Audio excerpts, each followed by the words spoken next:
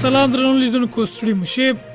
طالبانو د مرسل نبی زاده د قتل په تور یو کس نیولی دی.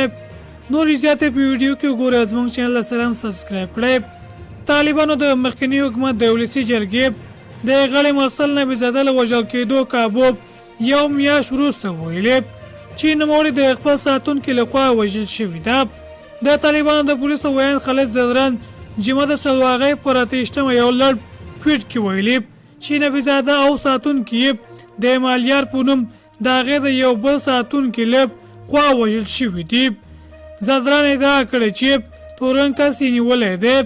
د ده په وینا د هېواد د ولسي جرګې د مخکینی غړي پر وژنې تورن کس پر خپل جرم اعتراف کړی دی.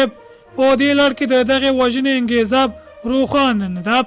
د طالبانو د پولیسو ویاند ویلي چې د دې پیښې د نور اړخونو د روښانه کېدو په موخه څېړنې روانې دي.